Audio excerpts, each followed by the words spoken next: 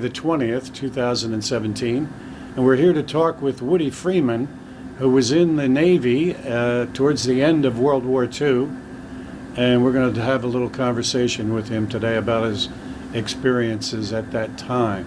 Good afternoon, Woody. Good afternoon to you, Ron. Woody, can you take your hat off, please, so Sure. we don't have a shadow on your face? Thank you. And why don't we start out by you're telling me how you got into the Navy? I got into the Navy because I was in high school, and at that time they were drafting you into the Army as soon as you graduated. And what year was that? This was 1945. And you were what age when you entered? I'd say 17. 17, okay.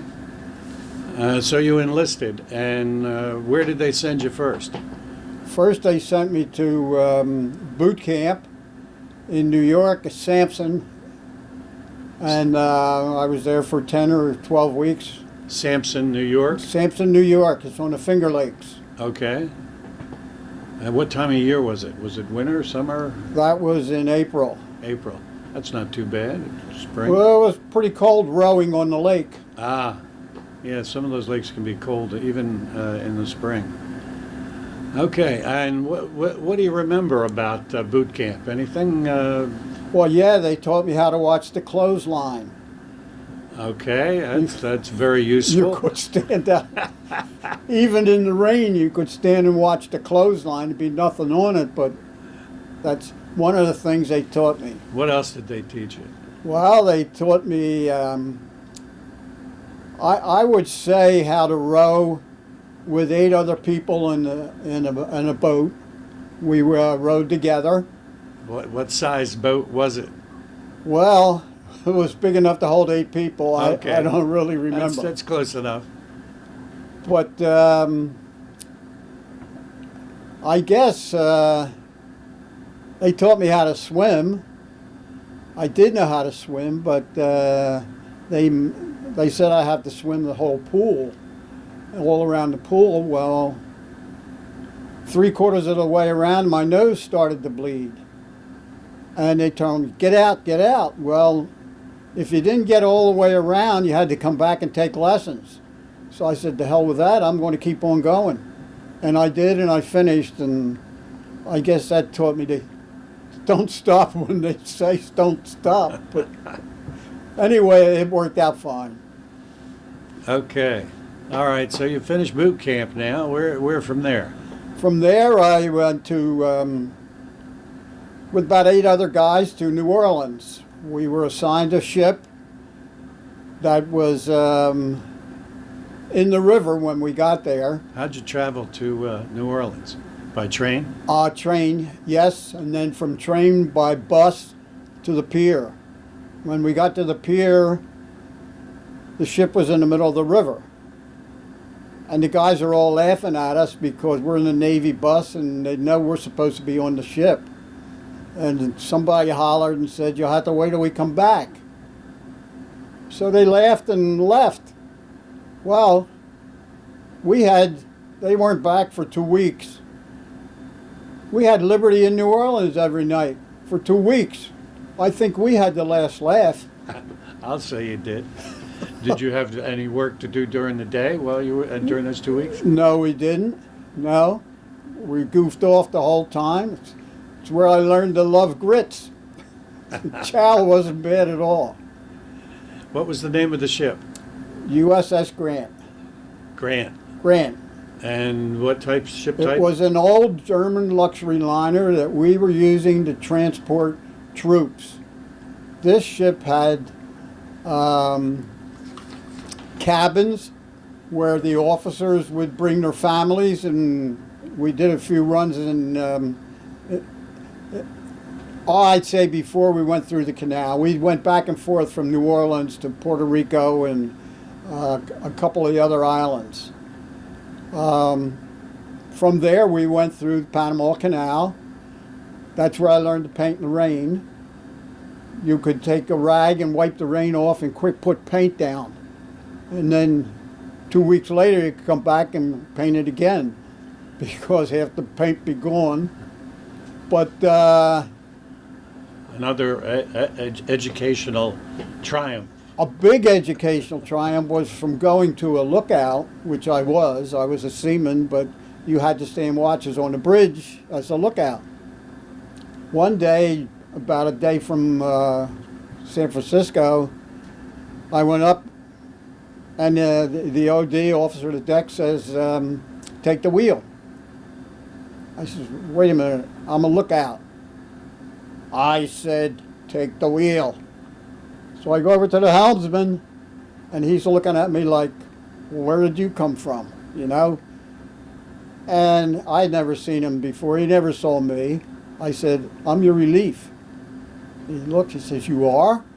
I said, that's what that guy over there says. So he told me the course to stay on. It was great. For about a minute and a half, and the thing never moved. Then it started drifting to one side, and I thought I better do something, so I moved the wheel the other way. We went back and forth a few times, and we must have had a wake like a snake. But I finally got it down, and now I'm a helmsman. Luckily, we pulled into San Francisco, and I didn't have to do that job again. That's amazing. They probably had formal training for helmsmen, didn't they? I would think so. A lot more than a seaman. Jesus. Painting and lookout. I did get a good job that I liked, was ship's station wagon driver. We had a station wagon driver. We pulled it up out of below and put it on a pier. Electrician would put a battery in it. And they tell you don't volunteer, but I volunteered to be the driver, which was great. So I said to the quarterdeck, so what do I do now? He says, wait until we call you. I said, okay. So I could do anything I wanted. I waited around 10:30, might have been 10 o'clock. They called me to the quarterdeck. 2 officers wanted to go uptown. What port were you in at this time? San Francisco. Okay. I had never been in San Francisco. So we got out there, we heading out to off of the pier, and I said, you guys are going to have to tell me where I'm going because I don't know San Francisco. Don't worry about it. Go up Powell Street and turn left on Market. They're giving me directions. Well, I never drove 3 on a tree before. All I had was 4 on the floor. So this was new to me. This car, 41 Mercury station wagon it was. So sometimes I'm in the wrong gear. I'm on the hill. I'm slipping backwards, slipping the clutch. Well, they're sitting in the back laughing like you wouldn't believe. We finally got to the nightclub, and they're getting out. I said, you guys going to call the ship when you want to come back? And they started laughing. They said, no, we'll call a cab. So I went to a parking lot before I would go back to the ship and practice for half an hour, shifting gears. I didn't care if I was lost or not. I knew I could find a pier. But that was my experience of station wagon driver. And the ship carried the station wagon wherever it went? Yep, yes it did. And you did driving duty in every port? No, just San Francisco. I would go get the mail in the mornings. There's an island between San Francisco. It might be called Treasure Island. I forget what it is between there and Oakland. Anyway, I would take sailors over there who were being mustered out, would get the mail, and that's about all I did until we left San Francisco. But I was in San Francisco other times. When they had the break at Alcatraz, we were anchored right outside in the harbor, right across from Alcatraz. It was lit up like a Christmas tree at night. But was San Francisco home port for the USS Grant? Well, I only went there that time, and then we took Marines to Okinawa, to the Marshalls. When I came back, we hung out in San Francisco for a while, and then they decided to decommission a ship. By this time, the war was over? Oh, yeah, the war was over, yes. And The war had been over for a while, really. So The- how long were you on the Grant? I was on a Grant for, I guess, oh, maybe 8 months, something like that. I know I was in Japan on the Panament because we had a Christmas tree and it was Christmas time, so it must have been, December 25th or something like that. Well, that was after you left the Grant. After I left the Grant, I went on a merchant marine ship to Japan, And that was the Panament? and that was a Panament that they took us on. Yes. Funny thing happened when I got out of the service. When I came back and started working as a tour guide on the battleship, one of my group, they always ask you what ships were you on, and I told them, and then one guy says, I was on the Panament in my group, I said, In your tour group? yeah. I said, you were? He said, yeah. I said, how about that Christmas 1948 in, 45? Would have been 45. 1945. Yeah, he said, in Sasebo. He says, we had a small tree in the front, up on the deck. I said, Jesus, I can't remember it. Well, we're both on the same ship. When I got home, got mustered out, I called him, and we were sleeping in the same compartment. We had signed a book when we left, and his name was in there. I called him, and he says, that's where I lived when I joined up. Can you imagine the coincidence? That's a small world. Yeah, it sure is. Sure is. And neither of you remembered each other Nope. from the war? Well, that's a long time It ago. was a long time ago, Yeah, and yeah, sure. I didn't even, we certainly didn't look alike. We had to have changed from a kid to a grown-up, Well, tell us about the transition from the Grant to the Panament. Were you shorebound for a little while, and then? Or were you- Not very long, no. I was on this island in San Francisco Bay, and not exactly sure what the name of that was. But anyway, we went by merchant marine ship to Japan, and they let us off, and they went around the harbor depositing us on different ships. That's how I got on the Panama. Oh, so it wasn't the Panament that took you across No, to no, it was a Different- merchant marine ship, okay. and I think somebody must have been rowing it because it took over a month to get there. Really? Oh, geez, it was awful. All right, and so you found the Panament where? In Sasebo, Japan, Okay. in the harbor. It's a big harbor there. Okay. Was there a Japanese Navy base there? I didn't see any Japanese boats, no, but there was a Okay. lot of our ships there. And this ship had an admiral on board. And this was what kind of ship? It was a command ship Okay. with an admiral on board, and he apparently is telling the other ships what to do. The ships that we were telling what to do was cleaning out the mines that the Japanese had laid in their harbors. We had little minesweepers that we were in charge of, and they would go in these harbors and sweep for the mines. So you went from one minesweeper to another. Well, I didn't know. I stayed on the mothership where the Oh, admiral was. okay. Luckily, I stayed with him. I didn't get on the smaller ones because we lost one. One hit a mine. Oh boy. So That's it dangerous wasn't. work. And that ship is where I made the switch from seaman to fireman. They put me in the engine room. Tell us what you did in the engine room. In the engine room, well, we mopped up a lot of oil. We changed burners when they needed to be changed. Sometimes some of the boilers would be shut down. You'd have to clean them out. We had to get up steam one day because They said, we're going to go someplace. I says, we already got steam. Think we got an extension cord going over? We wouldn't have lights if we didn't have steam. Oh, we need a lot of steam. We're going someplace. So anyway, we went to Shanghai, China. Why we went to Shanghai, I have no idea.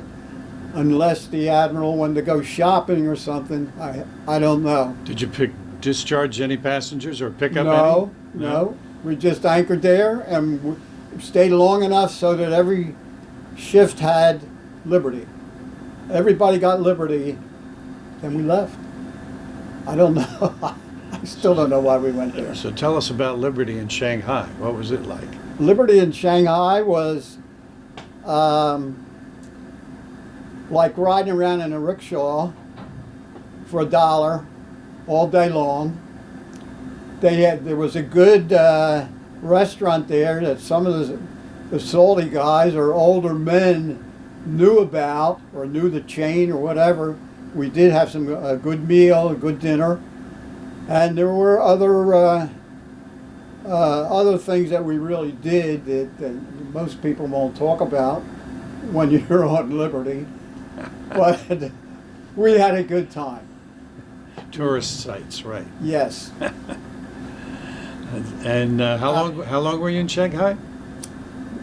Well, we were only there about 4 days. Each division got had a chance at Liberty, and they came out with these little sampan boats trying to sell you to women that were down. They have a grass hut down there or a straw hut. You're supposed to go down this rope and go in there with the girls. You'd have to be nuts to do that. But they were selling booze also. And we had some nutty guys that bought the booze. Well, one guy in our division, he drank so much of it, it must have been an antifreeze. He just passed out and we couldn't get him awake. We just couldn't get anything out of him. We drug him into the shower, turned the cold shower on him, and called sick bay and said, we got some guy down here that is really sick. They came down and got him. What they ever did with him, I don't know. But they were able to revive him. I hope so, because we didn't bury anybody at sea, so I guess he made out all right. But anyway, by the time I got back to San Francisco, I almost had enough points to get out. We used to get 2 points for sea duty. If you were sure about it, or you only got 1. Well, I was at sea the whole time. So 2 points per what? Per month? Month. Yeah, 2 points per month. And how many points did you need to get out? 40 something? I forget how many you needed, but I know when we got back to San Francisco, I was getting close. And somebody told me it was something like 43. Well, it could have been, let's see, 43. Was I in 20 months? I really don't know. Maybe the Army was different. I don't know that. Okay. But I needed 2 more points to get out. And the ship was getting ready to leave. I thought, oh my God, ship's going to leave San Francisco. Lord knows when it will be back, but I'm going to get out, you know? So I filled out the paperwork, fudged 2 months on there, or 1 month for the 2 points, figuring by the time I get home, I'll have the 2 points. So that's how I got out a little early. But it was a great experience for a kid out of high school. I saw half of the world. Tell us about some other ports. What other ports did you see on either ship? Well, Panama City, going through the canal, we had Liberty there one night. San Francisco, a few nights, and across the bay it was, I forget the name of the place across the bay, but there was a university there. Oakland? Well, That doesn't sound right. Oakland Bay. Oakland might have been a city, but there was a university there. I know, young lady and myself, we got lost on the campus one night there. Luckily, the police saw us and brought us back. We didn't know where the hell we were. But I did, I think Vallejo, we were in motor scooters and had a good time, you know. But most of the time, any port would have been in San Francisco or New Orleans for 2 weeks. You know, that was a good time for a kid who had never been out of Pennsylvania, New Jersey. We had a good time there. How about the earlier ship, the Grant? Did you? What ports did you hit on the Grant? On the Grant, we hit. First one was the Marshall Islands, and I forget the name of the pier or the island that we hit there. But we were taking troops, Marines, to Okinawa. We brought some Marines back. One that had killed a sergeant. We had him in the brig. Was the island you don't remember was on the way to Okinawa? Yeah. Was it Guam? No, it was the Marshall Islands. Oh, okay. There's a lot of islands. Probably the bigger one of the group. I don't know, but I know we were taking Marines to Okinawa then, and the Marines were a real pain in the ass. I was a seaman, and they were a mess. They'd throw stuff around the deck, you know, and laugh at us because we had to pick it up and mop the decks. So when we pulled in to the Marshalls, I can't think of the name of it, the chaplain gave them fishing lines. Well, we went down below and raked in the fishing lines and cut them off. Well, you should. Hell really broke loose then. We sort of got even with the Marines. And I can remember one day I'm going past their quarters, and a guy comes running out. He says, "I want you to come in here." And there's a couple guys in there taking a shower, and toilet paper's coming through the shower head. Toilet paper? Toilet paper, shredded, coming through the shower head. Just look at that, look at that. I says, "Didn't we tell you not to take a shower when we're anchored in the harbor?" I says, "We're pumping sewage out on one side and you guys are pulling it in the other side. You're taking a shower in the sewage, for crying out loud. We told you not to take a shower when we're in port." But that was like laughing and getting even with them too. But they didn't pay attention. All in the friendly rivalry between the Navy and the Marines. Right. Right. Right. I still do that up above. We have, outside the Admiral's cabin, there's supposed to be there was a Marine guard on outside of each cabin. Well, when I was doing tours up there, coming out of the Admiral's cabin,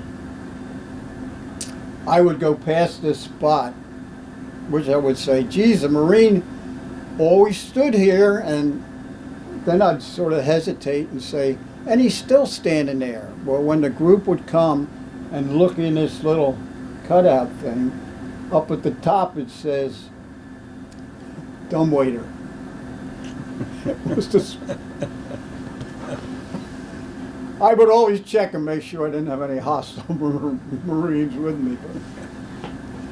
But I still would use that today if I was taking tours, but my tour days are done, my knees are shot, so I'm in the Admiral's cabin and the captain's cabin. Okay, you do the station duty. I do stations, yes. Yeah. Yep. Yes, but they were good times, and for a young kid who saw half of the world, it was really an experience for me. Did you see any ports on the East Coast or the Caribbean? Did you say you were in the Caribbean? Yeah, we went to Puerto Rico, New Orleans, and the city that's on the, I I say the east side of the canal. We had Liberty there one night. Panama City maybe, I forget what it was. But we did go ashore there. San Francisco and that area was the better area for Liberty. How old are you now, Woody? I'm 90. And how long have you been volunteering on the Battleship New Jersey? Well, it's got to be at least 14 years. The ship was downriver at another spot first, and they were training students there, people there. Well, that must have been in 2000 or 2001, something like that, right? I would say, yeah. Because this. Okay, so then you've been. Yeah, there was no permanent way to get on a ship. It was a long, big plank, if I remember right. So you've been on the ship, volunteering on the ship for 17 years. Pretty close to it, yes. And you did docent duty first, taking tours around? Yes, I did. Yep. Okay. Yep. And how long have you been doing station duty? The last year or so? I would say, yeah, probably the last 2 years. Yeah, my knees really gave out, and I have trouble going up and down steps. I still do at home, going up and down steps. I only go up at night, and I come down in the morning, and that's it. I don't go upstairs after that. I have my computer downstairs now. I do go out in the yard. I do a little yard work, but I have a cane, and when it gets bad, I sit down for a while. So when did you get out of the Navy? Roughly, what year was it?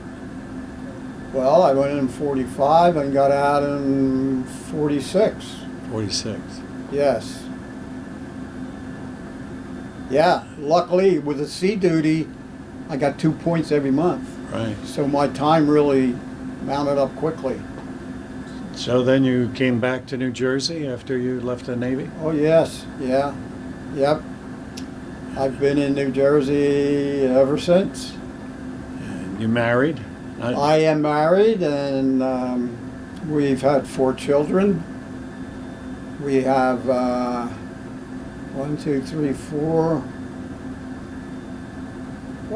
or 5 grandchildren, 2 great-grandchildren. Those little guys are hard to keep track Well, of. they are. One of them was just visiting from Maine in the early part of this week, and she was a trip to keep up with her. But yes, we're... What kind of work did you do after the Navy? After the Navy, I sort of waited around for my buddies to get home. I bought a motorcycle, a used motorcycle, and I had never driven a motorcycle. I saw this used motorcycle for sale, and I went up and looked at it, and I bought it, and I said to the guy, "Show me how to ride this thing." He says, "Show you how to ride it?" I says, "Yeah, I can keep my balance." I said, "Just show me how to shift the gears on this thing." So he did, and I drove it I bought it in Palmyra, and I drove it home to Merchantville. And of course I practiced a little in Merchantville, and I had a good time with the motorcycle waiting for my buddies to get home, because I got out early by getting 2 points every month. Your buddies, were they in the Navy too, or were they? Well, 2 of them were. There were, well, one was in the Air Force. 2 were in the Air Force. One was a tail gunner, and one was a fighter pilot. A couple were in the Army. I did have an experience with the state police on my motorcycle. I was riding up Route 130 with 2 girls on the back of my motorcycle. And in those days, state policemen would ride motorcycles then too. I don't know if you remember back that far. I remember. Yeah. Well, I'm looking over and there's a state trooper on a motorcycle alongside of me. And I'm looking at him and smiling, and he says, he's pointing me over to the side, you know. So I pulled over and he says, you can't ride two passengers on a motorcycle. I says, I can? He said, no. He says, how long have you been riding a motorcycle? Christ, it was only about 3 weeks, 4 weeks maybe. And I said, oh, Christ, does he have me? I said, well, he looked at my license. He would have known. I said, well, about 4 weeks. He says, 4 weeks? I said, yeah, but wait a minute. I says, I drove into service. I said, I just got out of service, and I had a motorcycle all the time in service. Oh, okay. I bullshitted him. I was really lucky he bought that. But anyway, he says, look, don't go home. He says, I'm gonna make these girls walk home. I says, walk home? It'll take them all night to get home. They won't be home till tomorrow morning. He says, all right, listen. Go home the back way. Go down through Riverton, Palmyra, and go the back way home till you get to Pensacola and Mertonville. I said, okay, thank you. But that's what we did, you know. But I was having a good time. And I was waiting for my new car to come in, because working, or let's say being in the service and not getting paid, there was nothing I could spend the money on. I was at sea the whole time. So when I got home, I ordered a new car. And the salesman says, well, we'll put you on the list. I said, all right, if that's what you got to do. So in about 3 or 4 months, they called me, your car's in. I go down there. This car has got an under-the-seat heater, a cigar lighter, there's nothing now, a Kleenex dispenser under the dashboard. What kind of car was it? Chevy. Chevy what? Impala? Geez, I don't know. I don't think they had the I don't even Impalas. know if they called them that then. No. Maybe a Style Master or something like that. Yeah. Bumper guards, excess bumper guards, grill guard going up in the grill, a thing on the back bumper to protect your trunk handle so that doesn't get hit. All the crap. What year was that Chevy? That would have been, let's see, 45, 46. I guess it was 46 or 47. It was brand new? Brand new. And I had the money because I couldn't spend my money. So that worked out good. That worked out good. And my buddies were older than I was, because they had driver's licenses and cars. So I would hang with them until I went into service, you know, and I could see them going one by one as they were older than me. And some of them didn't get out there after I got home. So. Did you form any lasting friendships while you were in the Navy? From the Navy, no. No. No, I did not, because for one thing, nobody really lived near you. I had one guy that lived in Chester, and we were sort of friendly. In fact, I borrowed $50 from him to get home. You had to show them, for me to get off the ship and get a ticket home, I had to show them I got transportation. I bought a bus ticket, and I rode the bus from San Francisco to Philadelphia. And in those days, the buses had whole back seats. There was no porta john or any john in the back. So I would sleep on that back seat all the way home on the buses. That's how I got home. How long was the trip, do you remember? I think it was 3.5 days. Seems to me 3.5 or 4 days coming home. Yeah. Woody, looking back on your career and your time in the Navy, how did it impact your life? How did it affect you? What did it do for you? I grew up in a hurry. I really grew up in a hurry, because I was put in with older men who knew the score. Boot camp was an experience where the first night, laying in my sack, and you hear these guys crying. I'm thinking, what the hell is this? And what am I getting into, you know? And it happened for maybe 2 or 3 nights, and I'm thinking, so I got talking with a couple of younger guys, and they said to me, those guys are married and they got kids. And they've been pulled away from their family. And, you know, that was an experience there. And all along, I had experiences with older men, guys that knew the score, let's put it that way. Somebody that you go on liberty with them, you went on liberty. They knew what the hell was happening. Me as a young kid, I'd be sitting at the soda fountain or something, you know. But no, it was a good experience for me. So you recommend it to today's youth? Well, I don't know about that. I don't know about I'd recommend it, no. But I was lucky. I got a job when I got home. After my buddies and all got home, I figured, hey, it's time to go to work, I guess. So, fellow across the street was working in a print shop, and I saw an ad in the paper. He says they want 2 boys. So I went. I lived in Merchantville. I went into Camden, and the guy came out of the office, and he said, I got 2 jobs. There was another guy came with me. I didn't know him. He just came in. He says, I got 2 jobs. He says, one's day work and one's night work. I said, I do not want night work. And the other kid says, I'll take night work. So I got a job in this print shop. And funny experience in this place.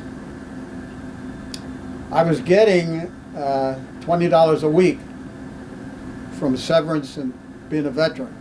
I had a coupon book. In fact, I still got half of it.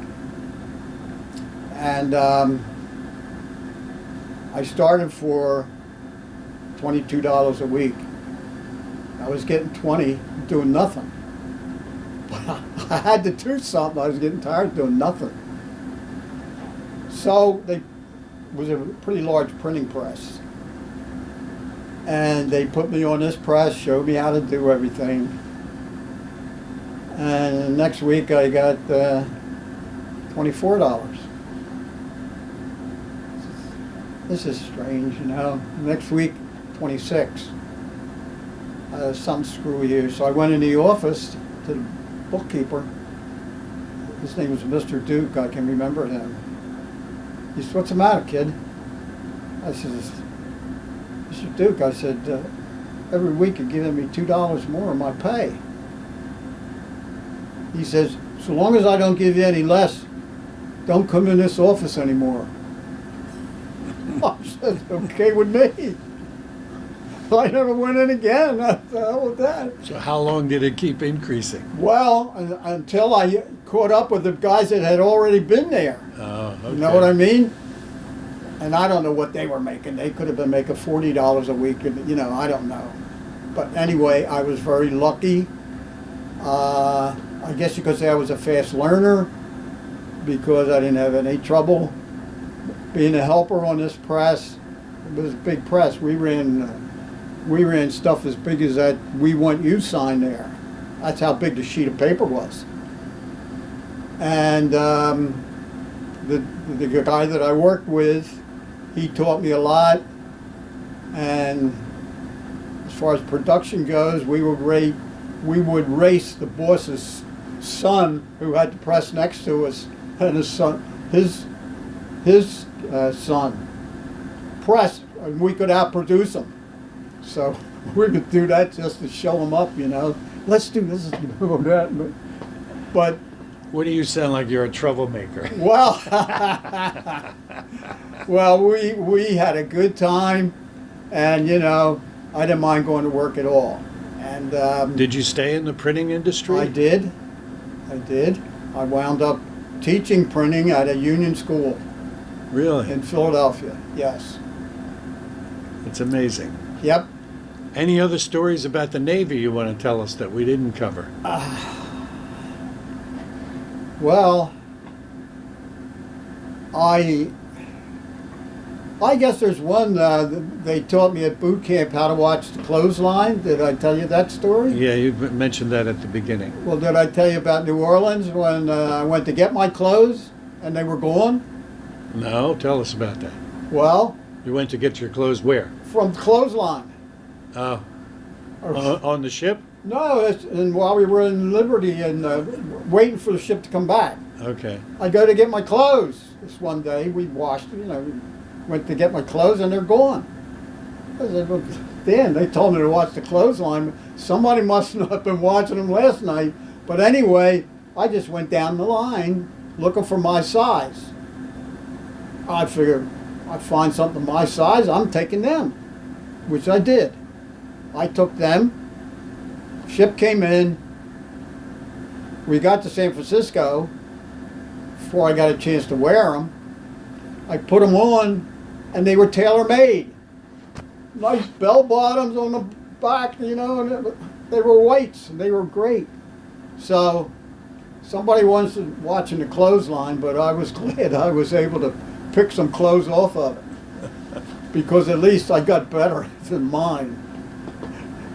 Another great story. Well, All right, thank you. Woody, I want to thank you for your service, and we want to thank you for sitting down with us and talking a little bit about your time in the Navy. well, you're welcome, and I enjoyed talking with you. I am the same way with my group in the captain's cabin. I'll bet you're good at it. You'd be surprised about some of the things I tell them. My wife raises hell with me. You're telling that same old joke? Bob Hope didn't change his joke when he got a new audience. Told it again. But I enjoy what I'm doing, and I enjoy my grandchildren, my sons. My daughter passed, but my wife and I have been lucky. Well, it's been a pleasure talking with you today, Well, Woody. thank you. And I'm going to sign off now. I have to tag the end of this recording. We've been talking with Woody Freeman today, and today is May the 20th, 2017, and we're aboard the Battleship New Jersey. And this is Ron Guittardi, your interviewer, who's the volunteer director of the oral history program on the Battleship New Jersey. Thanks again, Woody. You're quite welcome.